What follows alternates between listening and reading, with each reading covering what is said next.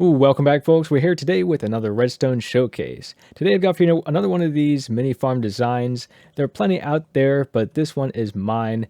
It is fairly small at only 4 blocks deep by 5 blocks tall, not counting the bottom block, and 3 blocks wide. So that is pretty darn cool. It uses that old trick where you have the farmland that moves up and down to break the wheat block as it grows. But other than that, it's pretty fast at 2.5 stacks per minute, something like that. That's 2 stacks and 22 roughly wheat per minute.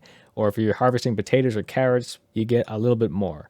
Anyway, let's just see how this thing works, shall we? All you gotta do is flick this lever and if you get your timing good, then it automatically plants, harvests, and grows, not in that order, whatever crop you are growing.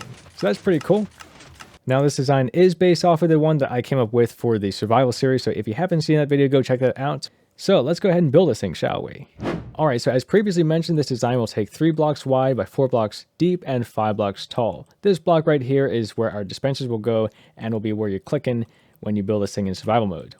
So let's go ahead and start with our ring of dispensers. I'm just going to flip these around like that. And well, this will be a lot easier in survival mode, but I'm just joking. It's definitely harder. And around the back here, go ahead and place a couple of blocks, and on top of all that, I'll just run some redstone. So on the very bottom, I'm going to place a sticky piston going upwards into some farmland. This will probably die while we're standing here talking, so I'm going to replace this a little bit later on. So anyway, in the back here, I'm going to place a sticky piston going into a block of redstone. Below that, I'll place a block. That'll update this one right here, that piston that is, and some redstone in the back. Now let's set up our clock. In the back here, I'm going to place a little formation like this. On this side, I'll need a redstone torch. If you did this right, that should extend and retract when you place a redstone torch.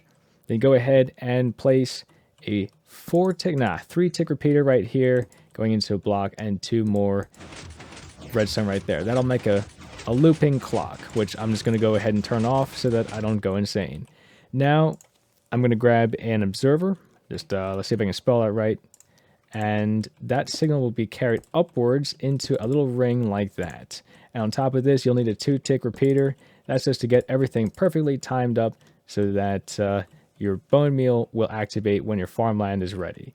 So now all you have to do is place a lever in the front. This will be our activation for the whole thing. So you can just flick this on and it will turn it off. Well, you'll have to trust me on that. Below that, you'll need a redstone dust, and then I'll just take the signal out with a redstone repeater into a block, and then you can get rid of your torch in the back there. So now, if I did everything correctly, you can replace this with our farmland.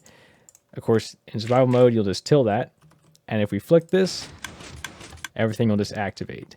So some finishing touches on here. I'll just place a block here and a block here, and that way we can get our water bucket back in here. If you do this in survival mode, you can till this land and then you'll be able to reach back there and place your water bucket.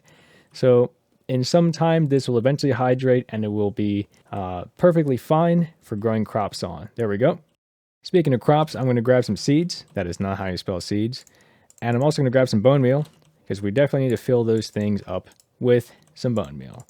I'm just going to place 1 stack in here for demonstration purposes, but of course you can run some hoppers in the back here and have an unlimited supply of bone meal. So let's give this thing a shot, shall we? We'll just turn this off, which will turn the whole thing on, and there we go. Works pretty well. So folks, that's pretty much it. This is our farm done. Now, of course, it is not the most efficient farm out there. For that, you'll have to turn to one that uses water and light updates to pop the wheat off the farmland, but I like this design. It's really easy to remember and it's super easy to make in survival. So I'd say that's all I have to show you today. If you enjoyed this video or you have other suggestions for redstone contraptions to make, please leave a comment down below. But yeah, other than that, that's pretty much it. Thanks for watching.